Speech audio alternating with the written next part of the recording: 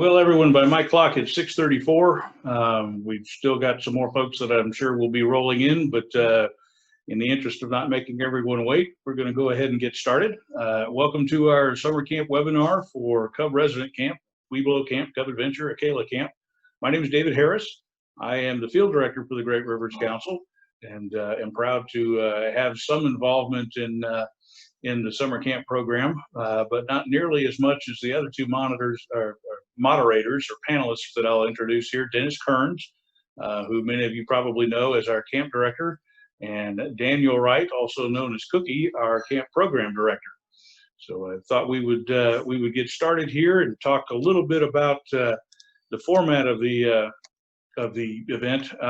This is a webinar, so there's not a discussion process. You'll all already muted and will be muted. But if you have questions along the way, there's a chat function or a Q&A function. So feel free to type in your question there, and we'll try and get it answered either live or through that Q&A function. We have spent the last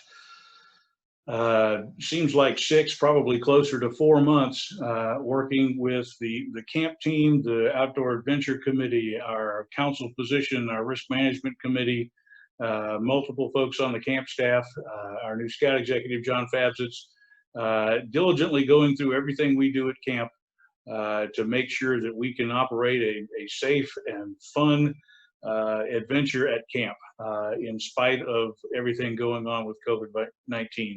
I know that many of you are, like us, excited to have an opportunity to get out of the house and spend some time in the great outdoors, especially at the Lake of the Ozark Scout Reservation. There's really no better place to spend some time. As we look at what we've got going through camp, part of that program will involve health screenings before and during camp. And Dennis, if you want to pop in and maybe help me through this here, we have a health form that we'll show you here in a second that is posted on the camp website that we want every camper arriving at camp to fill out, basically documenting their health over the course of the last couple of weeks. That is in addition to the standard medical form that everybody fills out when they come to camp. We're limiting visitors in camp. We're juggling some of our programs and activities, not a whole lot in the Cub program to maintain some physical distancing efforts. We have installed hand washing and hand sanitizer stations throughout camp. Every camper will be issued a buff or a net gaiter or whatever term you assign to it as one of their souvenirs for camp. They'll also be receiving a bottle of hand sanitizer, custom Lake of the Ozark Scout Reservation. The only places where we expect folks to use those is in the Invention Lab, in the Trading Post, in the Welcome Center, and during the shooting sports program. We have a dedicated staff member responsible for cleaning around camp, and have examined and rewritten and established enhanced protocols for that process. We have an emergency response plan that's all part of this document that describes how we handle situations if something comes up, and we have some tents set up out near the Welcome Center and the parking lot to isolate folks if someone should happen to start developing symptoms. And we'll be checking in with units 1 and 2 weeks after camp just to make sure that no one's developed any symptoms so that we can do contact tracing and that sort of thing. Dennis, what should we add here? I think you covered it pretty good, David. The check-ins, and I think I can go into what we're actually going to do on check-in if you want me to. Yeah, I think that's in the slide coming up here. Here's a picture of what that pre-camp medical screening checklist looks like. And as I said, there's a link to that form on the camp website, Lake of the Ozark Scout Reservation.org. There's also a link to, there will be a link to this video if you have anybody that happened to miss this webinar. This one will be put up there as well. During camp, every unit is expected to do a daily health and temperature screening, so you'll need to bring a thermometer, non-oral thermometer, to take temperatures and record this. This will be amongst the paperwork you receive when you check in. at camp. Our staff has a daily temperature check conducted by our medic. Dennis, you want to talk about, I think we talked a little bit about this as we go, but you could talk about this, and I think we get into the check-in in the next slide. Okay, the signage, there's plenty of it throughout camp. It's going to explain to you what you need to do. Hand washing. At the hand washing stations and at each of the buildings throughout the restrooms, they're all around camp, like what David was saying. We want you to use them. Cleanliness is the best way to go to keep this virus to a minimal. Hand sanitizer, the neck gaiters. The neck gaiters actually work twofold for us. If you get a little warm, you can wet them down, put them around your neck, and help keep your neck cool and everything. Then when you enter one of the buildings, you pull them up, like in the pictures right there, and they work great.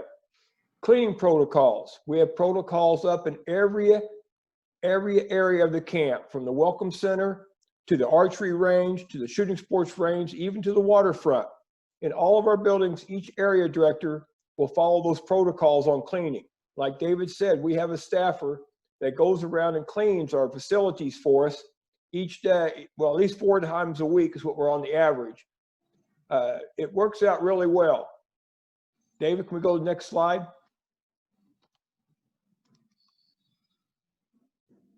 At check-in times, if you want to send me an email, PAX, Cubmaster, send me an email what time you'd like to check in.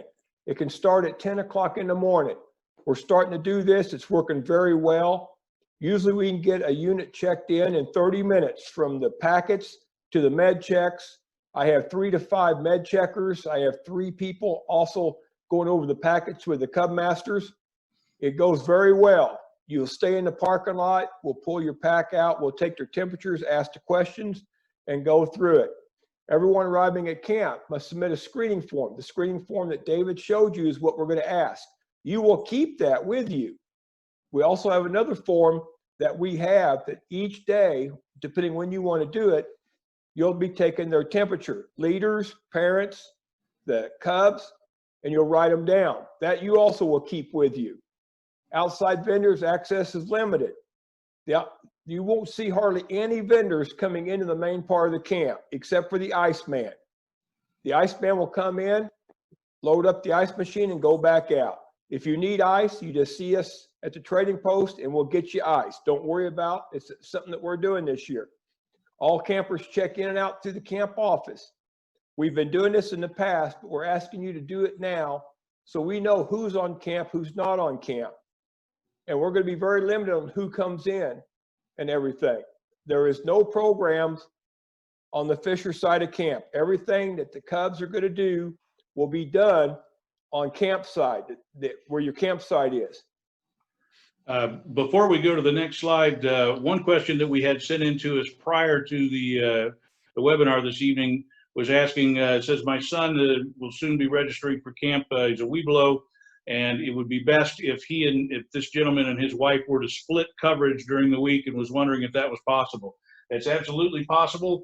As it describes on this slide, anytime somebody arrives at camp, they're going to check in at the office and submit one of those forms. If you have to leave and come back a day or two later, you're going to check back in at the office, get a temperature check, and double check those questions as you arrive in. Dennis, I don't recall if there's anything on the next slide or not about, well, we could talk about this, and I want to make sure we cover how we're doing food service if there's not an item for food service. Okay. We encourage you to bring your own tents. Most of you do anyhow. So bring your own tents. If you do need one of our tents, please email me the week before you're coming, so we can get the tent set up at that time. After one group comes out, we take all the tents down, we put them in our storage, and pull out newer tents. We're not putting the same tent up and putting youth or adults in the same tent through each week. We're putting different tents up. Limited to 2 per tent. That is true. Some youth, same gender, and tents. Brother and sister is fine. Mother, daughter, father, son. This is Cub Scouts. We've got down here head to toe. If your tents are opened up, according to our doctors and the way it is, if the tents are opened up, the breeze is going through, there's nothing to worry about. We're in the outdoors. We're out here where we're having fun. But we do encourage you to bring your own tents by all costs. What Dave was talking about, our food vendor. Every meal is going to be prepared, delivered to your PAX campsite with the utensils and everything to feed. We will not be going across to Parker's like in the past, feeding everything. We're going to do it in your campsite. The same times are still going to be like normal. When you check in, we'll give you a paper that's telling you what time we're going to feed, and we will deliver it to you the same way we deliver it to Scouts BSA, except yours will be cooked. They have to cook theirs.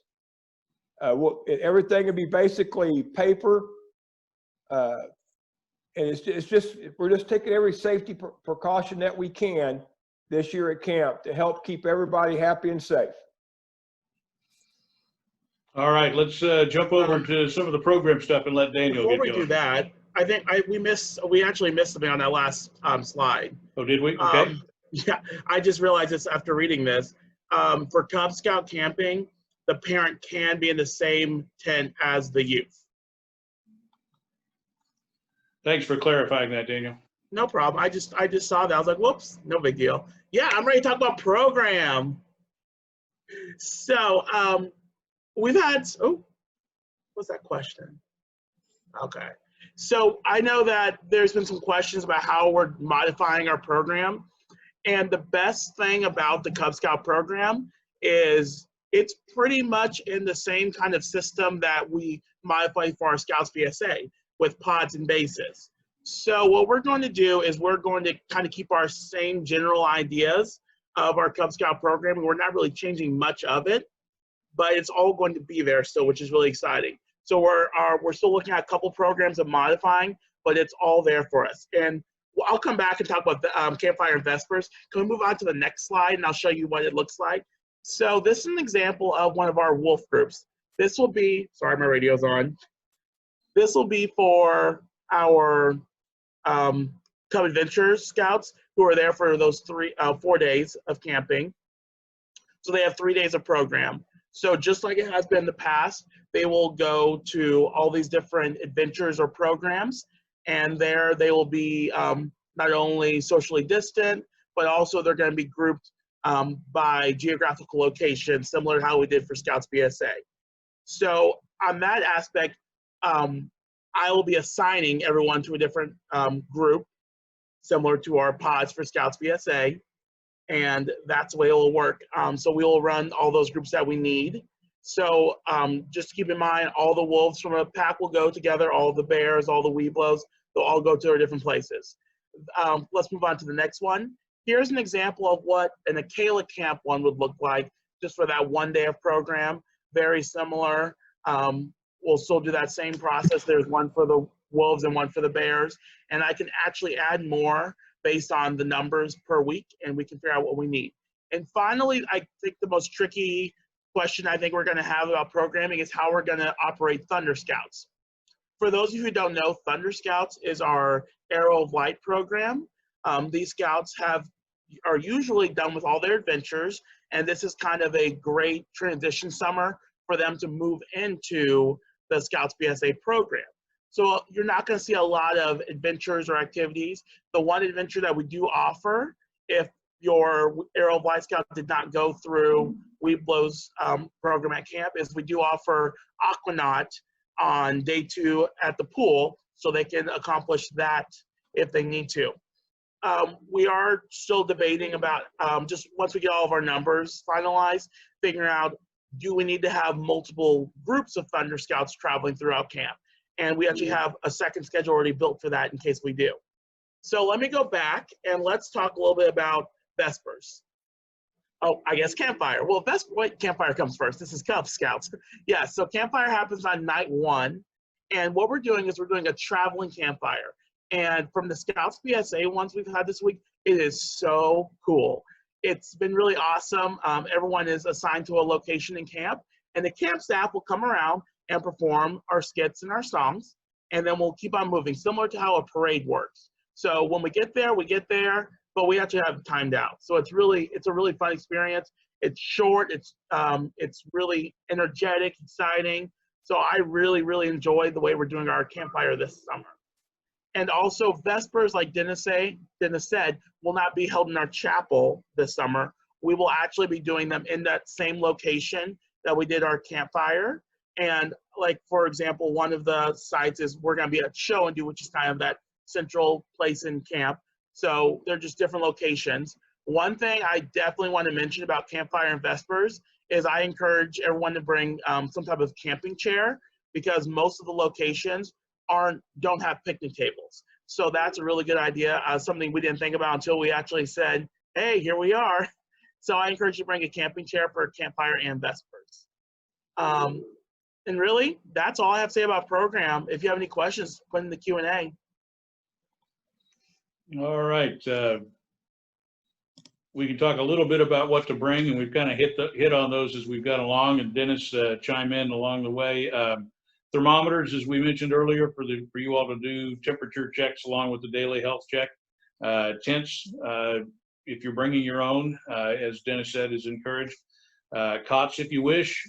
Cleaning supplies for around your campsite, soap, hand sanitizer. We've got a lot of that in various stations around camp, but can never have too much. Cookie, are we doing daily flag ceremonies, or how is that working for the Cubs?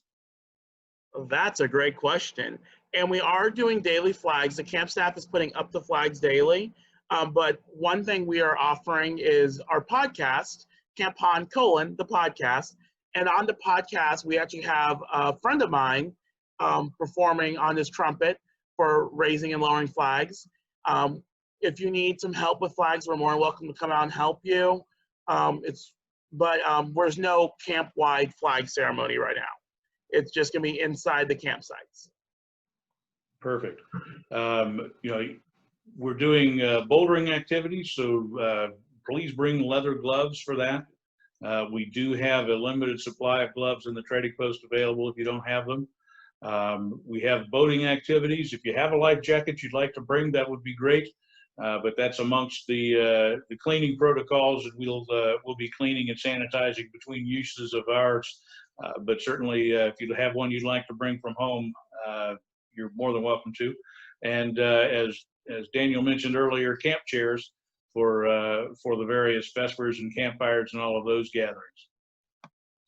As we mentioned earlier, that pre-camp screening form is on the web page at Lake of the Ozarks Scout Reservation.org or LOTOSR.org.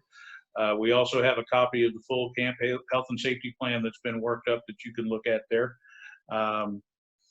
Questions? Let's see. We've got a few things in the Q&A. Dennis, Chris Palmer is asking, are PACs allowed to cook their own food like they've been doing in the past? Yes, Chris, you're more than welcome to cook your own food. It's not a problem. We just need to know what meals that you want us to deliver for you to cook. Just let us know. We'll be willing to work that out. The commissary will be there to aid and support any of our units to do their own cooking, or we'll cook it for you and deliver it to your campsite. Just let us know. We'll make it work for you. All right, Daniel, Sean asked, how is swimming being altered to meet social distancing guidelines? That's a great question. And one thing that we've been looking at, especially with Dr. Stansfield, is and I visited with her this week too. It's really great to visit with her in person. When we're talking about swimming, the biggest thing is, number one, we know that the chemicals in the pool are definitely killing off viruses, which is awesome. Number two, we're not, and this really doesn't affect Cub Scouts because there's no life-saving requirements in the Cub Scout program.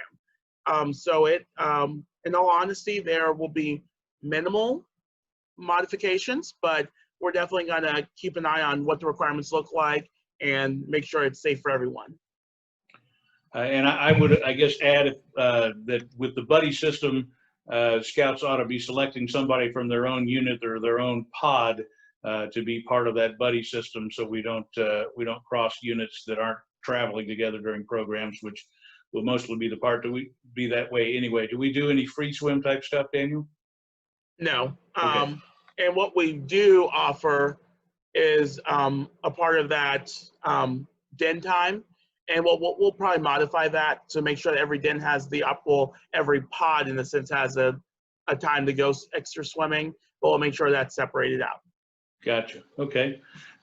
Julie asks if there are picnic tables in the campsites for eating, or if units should bring your own tables. We have in every campsite, we have pole shelters, anywhere from 1 to as many as 4 in any given campsite, where you may be assigned, and there are picnic tables there, so don't worry about bringing your own tables. And if you want to use a chair or spread out with a dining ply or an easy up, you can certainly bring those as well. But we have shelters and tables in each site. Dylan asks to clarify, if a mother is coming with her son, can they share a tent? Yes, they can.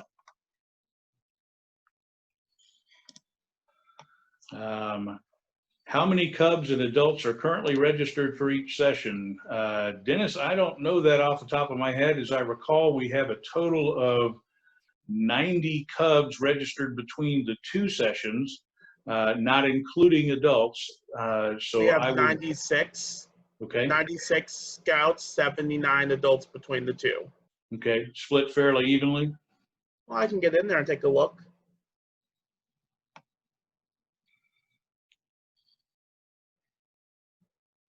Yeah, pretty much. Okay.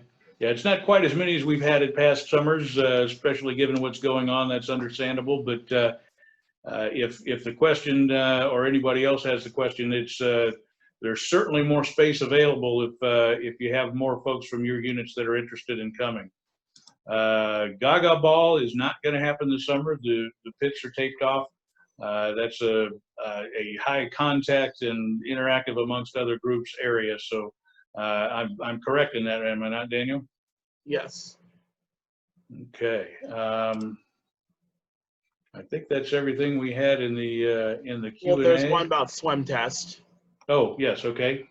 Should youth and adults come with swim tests already administered?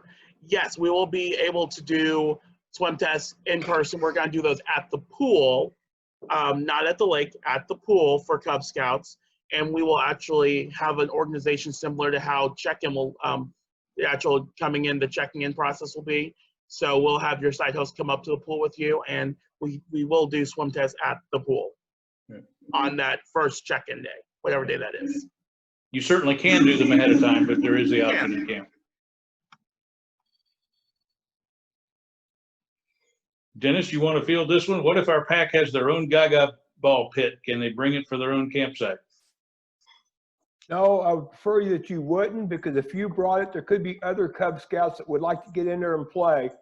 And we feel for the safety and well-being here at camp and our staff, and for your wonderful week here as well, we would prefer that we not do that if all is possible. So right now I would say no.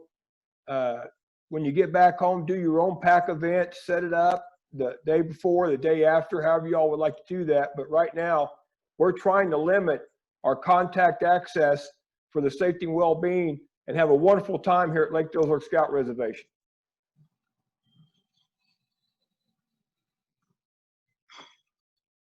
All right. I do not see any other questions. Any other folks with questions that need to chime in there? I see, Ben, you're online here. Were you online in time to hear the answer to your question that you'd emailed in?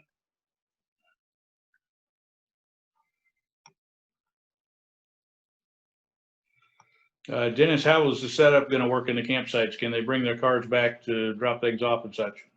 Yes, it's still a normal check-in. Once you go through the check-in at the Welcome Center, then we will escort you into your campsite, and then you will be able to unload and then move your vehicles back out. If you have a trailer, if your pack has a trailer, we will get that trailer into the campsite. We will help you unhook it, and then you will bring your truck back out. We're here to help you have a wonderful time, and whatever we can to help you, we want to help you. Question was asked, what's the best way to add more youth and adults? I would say at this point, I'm guessing registration system is closed, but you can send an email to Dennis, and he's referenced a few times that you can send him an email if you have questions. So his email address is dennis.kearns, K-E-R-N-S, @scouting.org. You could also copy me, David Harris, david.harris@scouting.org, or Charles Wood, charles.wood@scouting.org, and any one of us can get the process rolling for you to add scouts and or adults to your roster.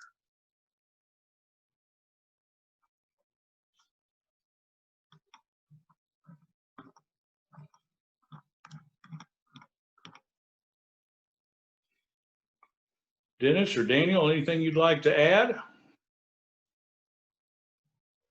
I mean, things are going swimmingly here. We're excited. We're excited to get Cub Scouts in a month or so. We're really excited learning from all the people here and how we're modifying program. It's been really eye-opening in some ways. We're learning lots about the program and really how we can function in this reality. It's a great time down here at the camp. We'll be ready for you. It's always week one for us, the same as week one for you. We're looking forward to having more fun. We've got our staff has got a lot of high energy in them. They're laughing, they're working hard. They're making a good quality program. Even though that we have the situation that we have, you can't tell it here at the camp because everything is going so smooth, like Daniel and David has said. Daniel's put a lot of time in this with Drew to make this happen. It's a big team effort so we can have our camp open, as David said earlier. So take advantage of it all you can. Ask more of your parents, your Cubs, to come during Cub weeks and come on out to the camp and really have fun with us and enjoy. I would just simply add, I'd like to thank you all for coming to camp this summer. I would like to thank you for joining us this evening. Appreciate you taking the time out to participate and learn more about camp. I see a question in the chat section. The meeting video will be put up on the camp website. There'll be a link to that tomorrow. There's be some editing and so forth I have to do sometime in the meantime, but we'll have it up tomorrow. So yes, the video will be there to watch. We had our national visitation team in camp on Tuesday, doing the inspection and checking out the camp and the facilities, the program, and the staff. And we received glowing remarks. We are once again an accredited camp, as we have been every year that we've been in operation. And we have, in all the years that I've been involved with camps in various places and camp staffs, we have as good and really a better camp staff than any that I've ever worked with. So hats off to Dennis and Daniel for their efforts in putting together this staff and training this staff and getting everybody ready for all the twists and turns that summer 2020 has thrown at us. They're doing a great job. Our campers are having a ball. And we know that you will as well. So we look forward to getting you to camp and are excited to see you here very soon. Did you see that new question that popped up? Yeah, I see that. Go ahead, Daniel. So for programming, once we get closer, I'll start making those groups, those pods. But yes, there will be some, and why I say some mixing. For example, this week, Pod C is our Boonslick pod. So they are all the people from that Boonslick district. So in a sense, yes, there is going to be a little combining, but we're not going to combine people from all over across everywhere. So that's our intention, to keep the same geographical location.